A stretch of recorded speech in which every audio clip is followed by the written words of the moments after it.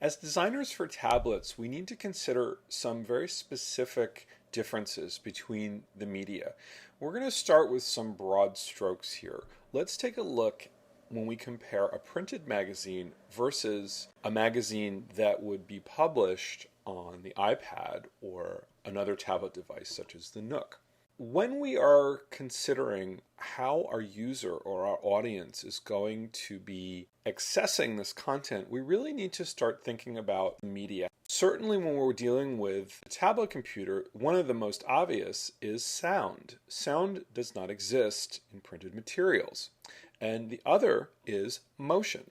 So when we're designing content for these devices, we also need to start to think about what is it our audience is going to be expecting. I'm not going to expect to touch a headline and have Oprah's voice come out, in the case of this particular edition of Fortune, on the iPad or on the Nook. I may very well have an expectation that something's going to happen if I touch something on my screen. Bringing that a step further, touch is a very important part of designing for any of these devices. Now, if you're a web designer and you've moved to designing for tablet devices, you've already started to think about, or have been thinking about, the idea of interactivity. One of the big differences between how an audience interacts with content on the tablet versus on a regular computer is the sense of touch. And when you think about clicking on a hyperlink on a website to go through, you need to remember that your user is using a mouse, and that has a very specific pinpoint area to activate that interactive element. But when we get to the tablets, what you really need to start thinking about is the fingertip. Your audience is using their finger to access and activate any interactive content. So if you take a look at your finger right now, you probably, depending on your age, size, and many other factors, have about, I don't know, maybe a 2 to 3 pica area that you're going to use to access this content.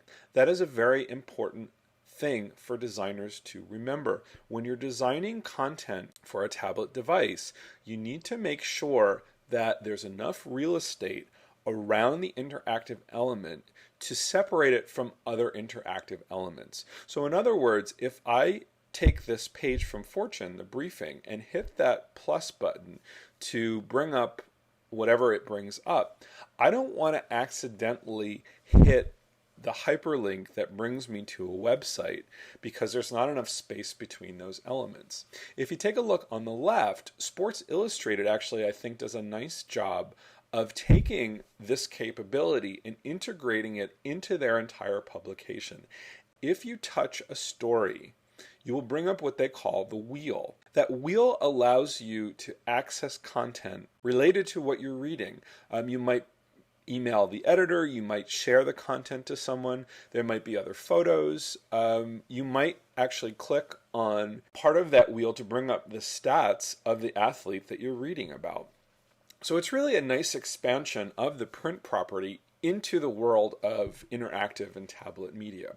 And that's really kind of what I think the ultimate goal is when we're dealing with this very brand new medium, is how do we successfully use it and take advantage of it to give our readers, our audiences, our users the experience that they expect and the experience that we can. How can we push this further to really take advantage of it so 4 to 5 years from now, when arguably people are using tablet computers in their everyday life, like they might use their televisions, or their toasters or their telephones or any device that we kind of take for granted now because they've been around so long. What is the future of this medium going to be? And that's why this is a very exciting time to be working and to be designing, because we're kind of inventing it as we go along. That allows us to make some mistakes that people won't be that critical of because it is so new, although that is changing very rapidly. And it will also allow us to maybe not be bound by what we think it should be.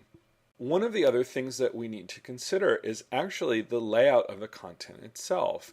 when we think about printed versus interactive content, printed is linear and interactive is radial. So if I compare the two, I will see that in the printed edition, I've got a front cover, a back cover, and stuff in the middle. And I know where I am because I'm either looking at the cover, either front or back, so I know I'm at the beginning or the end, or I'm between it. And when I see those pages, as I turn them, as I'm getting further toward the back, I have more pages on my left, and as I'm getting further toward the front, I have more pages on my right. That's very simple. There's a visual indicator of where you are. When you get into interactive content, you're dealing with something that's radial. You're getting in at a certain point, and then you can go anywhere in the content.